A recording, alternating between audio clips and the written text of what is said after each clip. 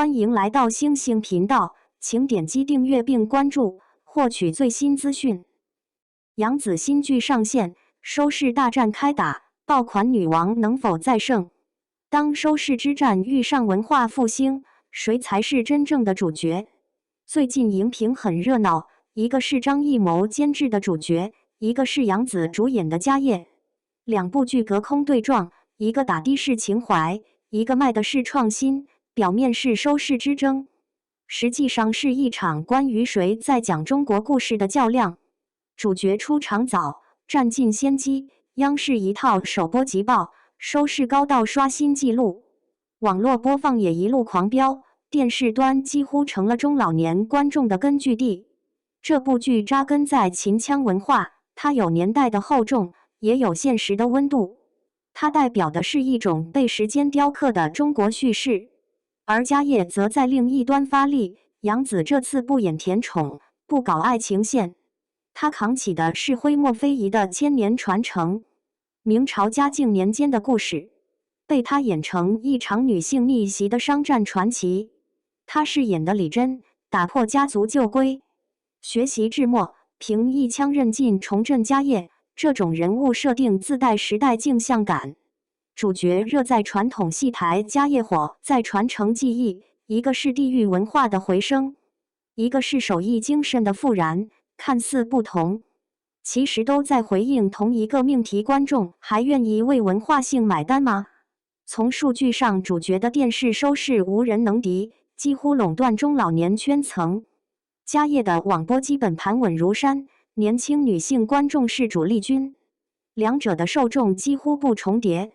他们并非你死我活的竞争，更像是一次媒介格局的重新分野。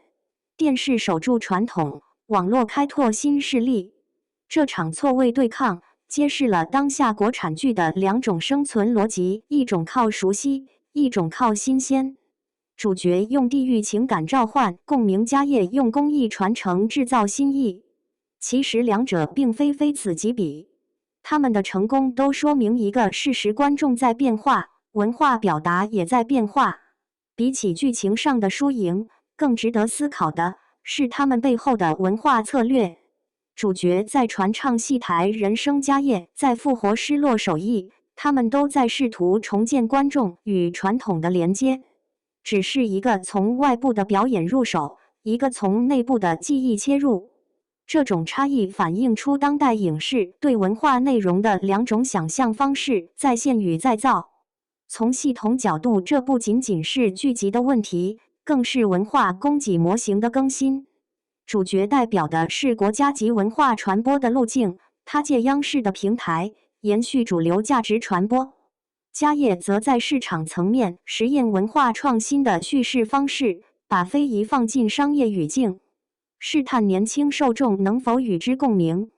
他们各自所在的生态差异，正是中国文娱行业多元化的缩影。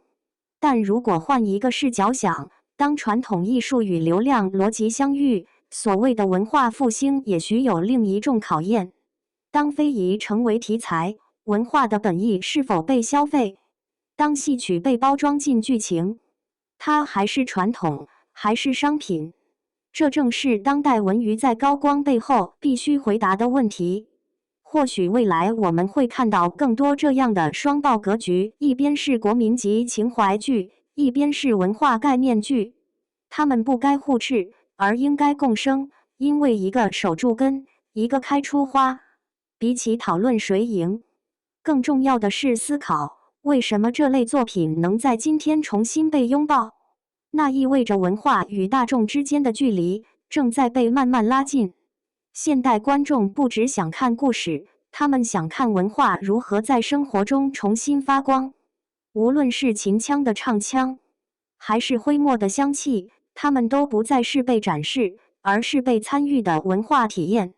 而这才是影视竞争的真正价值，不是谁抢走谁的流量，而是谁能让文化重新活在当下。